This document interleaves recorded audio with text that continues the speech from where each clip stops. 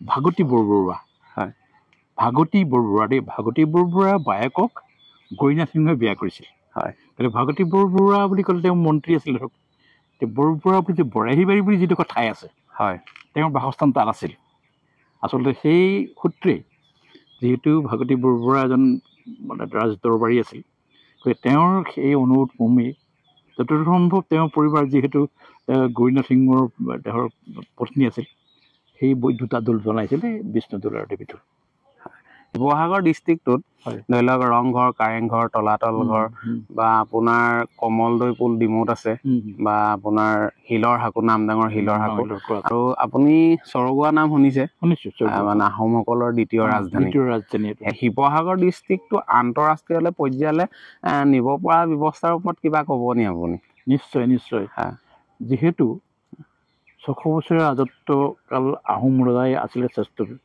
বিশ্ববোধকৰ ইতিহাসত বিশ্বৰ ইতিহাসত এটা ধৰক বংশই বা ইংৰাজী ডাইনেষ্টি বুলি কয় এটা ৰাজবংশই এখন দেশ 600 বছৰ ৰাজত্ব কৰাৰ উদাহৰণ খুব কমেই আছে যতদূৰ সম্ভৱ গতিকে তেখেতসকলে ইয়াত যিহেতু আহিছিল ধৰক তেওঁলোক অৰিজিনেলি চীন দেশৰ বুলি কয় ম্যানমাৰ বুলি কয় এবাৰ গতিকে ইয়ালৈ আহি তেওঁলোকে যি ইয়াত এই দেশখন ইয়াৰ যিবিলাক সৰু সৰু ৰজা আছিল ৰাজ্য আছিলে সেই সকলোখিনি ৰজাক পৰাস্ত কৰি বা তেওঁলোকৰ সহযোগত আচলতে তেওঁলোক কি আছিলে তেওঁলোক দূৰদৰ্শী আছিল দূৰদৰ্শী থকাৰ কাৰণে কি কৰিছিলে বলেৰে কেৱল বলেৰেই নহয় যাক ভাল ভাৱেৰে নোৱাৰিছিলে তেওঁলোক হয়তো বলেৰে কৰিছিল যিসকলে মিত্ৰতা স্থাপন কৰিছে সকলোকে লগ লগাই সেই স্বৰ্গদেউ চুকাফা অহাৰ পাছত ক্ৰমান্বয়ে এই সৰু সুৰা ৰাজ্যবিলাক লগ লাগি লাগি লাগি এটা সময়ত বৰ অসম গঠন হৈছিল আৰু এটা কথা মানে কি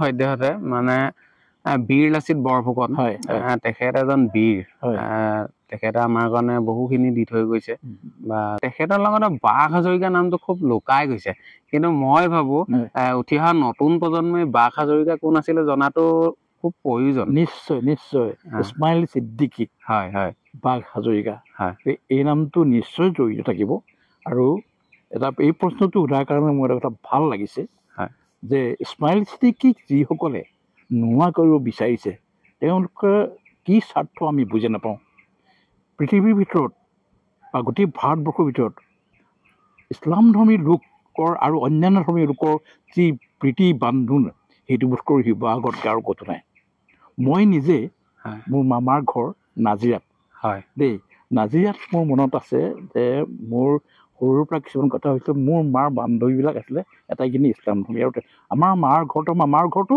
চাৰিওফালে ইছলামধৰ্মী মানুহৰ মাজতে আছিলে আমি যেতিয়া যাওঁ তেতিয়া দেখোঁ মায়ে এইফালেদি ৰাস্তাটোৰ লগত গৈ থাকোঁতে এজনী মাকত নেকিও এই মাকৰ নাইটি আহিছেও আমাৰ পেহীটি ঠিক সেইখিনি যিখিনি সৰুৰ পৰা মই পালোঁ নহয় সেইটো বেলেগ গতিকে সেই বান্ধোনটোৰ পৰা মই কৈছোঁ যে এই অসমত মানে মোৰ বোধে এই এনেকুৱা ধৰণৰ শিৱসাগৰতকৈ আৰু অন্য ঠাইত তেনেকুৱা প্ৰীতি বান্ধোন নাই গতিকে সেই সূত্ৰে এই শিৱসাগৰতে আহোম ৰজাৰ ৰাজত্বকালত আহোম ৰজাই যিসকলক দেখিছিলে যে উপযুক্ত ব্যক্তিক তেওঁলোকে উপযুক্ত আসন দিছিলে বাঘ হাজৰিকা ইছমাইল ছিদ্দিকী নিশ্চয় আছিলে আৰু বুৰঞ্জীত নোহোৱা কৰিবলৈ বুৰঞ্জীত বহু কথা নোহোৱা গৈছে বহু কথা নোহোৱা গৈছে দেই যিসকলে বুৰঞ্জী লিখিছিলে চতুৰ আছিলে তেওঁলোক মই জাষ্ট সাধাৰণ এটা উদাহৰণ ক'ব খুজিছোঁ দেই যেতিয়া ল'ৰাজনে যেতিয়া জয়মতীক শাস্তি দিছিলে গদাধৰক ধৰিবলৈ বিচাৰিছিলে বহুতক ধৰি ধৰি অংগক্ষেপ কৰিলে তাতে এটা সৰু কথা এটা লিখা আছে যে কি হ'ল যে গদাধৰ সিংহ কিয় ভয়ত মানে পলাই গ'ল দেই নগাপাহাৰলৈ পলাই গ'ল বুলি কৈছে মই কিন্তু সেই পলাই যোৱা শব্দটো বুৰঞ্জী লিখাৰ কাৰণে মোৰ ক্ষোভ আছে কিয় ক্ষোভ আছে এনে ক'ব নি আপুনি কাৰণ কেলে গদাধৰ নিজে জানে যে মই এজন বীৰ গদাধৰ সিংহ এনেকুৱা পৰাক্ৰমী এনেকুৱা বলবীৰ্যম যে তেওঁ হয়তো 10টা মানুহ সৈতে তেওঁ অকলে নিহত কৰিব পাৰিলেহেঁতেন বা প্ৰতিহত কৰিব পাৰিলেহেঁতেন কিন্তু জয়মতীৰ যি অনুৰোধ জয়মতীয়ে কৈছিলে যে জাতিটো চাব লাগিব গদাধৰ সিংহ নিজৰ মানত ডাঙৰ হোৱা নাই কিন্তু জয়মতীৰ যি আদৰ্শ জয়মতীৰ যি অনুপ্ৰেৰণা সেই প্ৰেৰণাতে কিন্তু গদাধৰ সিংহ মহান হৈছিল বা মহান তেওঁ কৈছে যে জাতিটো তুমি চাব লাগিব তুমি ইয়াত যুঁজ দি লাভ নাই তুমি গুচি যোৱা গতিকে সেইটো কি হৈছিলে সেইটোক আমি ক'ব লাগিব যে আত্মগোপন সেই শব্দটো অন্তত তাত ৰাখিব লাগিছিলে, তেতিয়া গদাধৰ সিংহৰ বৃহত্তৰ মোৰ বোধে দেই। তেওঁ আত্মগোপন হোৱাৰ মেইন কাৰণ হ'ল মানে শৰীৰত কিবা দাগ থাকিব নালাগিব। আৰু কি গদাধৰ সিংহ নিজৰ অকল অংগ সুৰক্ষাৰ কাৰণেই নহয়, তেওঁ ভৱিষ্যত চিন্তা কৰিছিলে যে এইখন দেশ, তেওঁ নিজৰ দুটা ল'ৰা এৰি থৈ গৈছিলে লাইল এচাইডৰ, যে সিহঁতক অন্তত মানুহ কৰিব লাগিব মই। গতিকে আৰু এই যে মানে ৰাজত্ব, যে ৰাইজ, যে ৰজা, যে দেশৰ মংগলৰ কাৰণে তেওঁ আচলতে বহুখিনি কথা ত্যাগ কৰি গুচি গৈছিলে। নামতি দৌল পুখুৰী ন, আচলতে নামতি দৌল মানে কথাটো হৈছে কি, নামতি শব্দটো আহোম শব্দ, হয়, নাম মানে হৈছে পানী, হয়, তি মানে হৈছে ঠাই, যে ঠাইত পানী জেলেকুৱা বা দ ঠাই আছিল, সেইকাৰণে মানে নামতি নাম দিছিলে মানে পানী থকা ঠাই তাৰমানে। মানে এইটো জেগাবোৰ দ নি? দ আছিলে, এতিয়া ইয়াত বৰ্তমান পানী নহয় ন? ইয়াততো পানী নাই।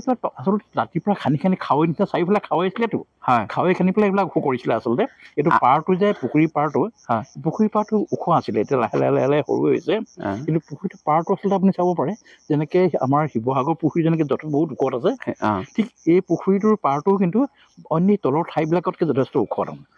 এনেকুৱা ধৰণে আছে নহয়, বহুত নষ্ট হৈ গৈছিলে।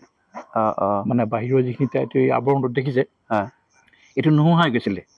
তাৰপিছত প্ৰত্নতত্ত্ব বিভাগে এইটো সংৰক্ষণ কৰিবৰ কাৰণে এইবিলাক কাম কৰিছে, কিন্তু বহুত ভাল কৰিলে। কিন্তু মাজতে অৱস্থা বহুত বেয়া হৈ গৈছিলে। এইবিলাকত গছ গজি পেলাই একো মানে এইবিলাক নোহোৱা কৰি ভাগি গৈছিল, কিন্তু পুনৰ নিৰ্মাণ কৰিলে, এইবিলাক কৰিছে, ভাল কৰিছে। আৰু ঠাইডোখৰ কাৰণ নামতি আচলতে নামতিয়াল বুলি কয়। আচলতে নামতিত থকাৰ কাৰণে নামতিয়াল ভাগৱতী বৰবৰুৱা, বুজিছে নাই? গতিকে এই যিহেতু নামতিত হৈছে, এইকাৰণে নামতি দৌল পুখুৰী, দৌলৰ পুখুৰী তাৰমানে নামতি, এইটো দৌল, এইটো পুখুৰী, আৰু নামতি চাৰিআলি বুলি কৈছে। এই নামতিৰ পৰাই অৰিজিন, কিন্তু এই গোটেই বৃহত্তৰ এটা অঞ্চলক কিন্তু মানুহে নামতি বুলিয়ে পৰিচয় দিয়ে। আচলতে লগ পাম, নিশ্চয় নিশ্চয়, ঠিক আছে, ভাল লাগিলে লগ পাই। মোৰ নামটো আপোনাৰ একেবাৰে মনত ৰৈ গ'ল কিয়? কিছুমান বস্তু কেতিয়াবা বহি যায়তো ভিতৰত। আপুনি মোক এবাৰো দিছিলে নামটো কি, মই কলো আপোনাক, একেবাৰে নামটো মনত ৰৈ গ'ল। সকলোৱে ভিডিঅ'টো শ্বেয়াৰ কৰিব। আচলতে এনেকুৱা ভিডিঅ' শ্বেয়াৰ নকৰে, এনে কিয় শ্বেয়াৰ নকৰে বাৰু এনেকুৱা ভিডিঅ'বোৰ? মানে আজিকালিতো যিবিলাক হৈছে মানুহ এইবিলাকৰ আচল বস্তুত মানুহ আজিকালি ৰাপ নাই নহয়, মানে কিবা এটা মছলা পাব লাগিব।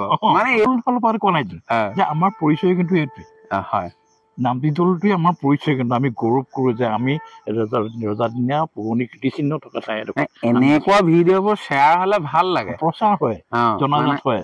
খালি ক'ৰবাত কিবা কিবি ভিডিঅ'বোৰ খুব শ্বেয়াৰ হয়।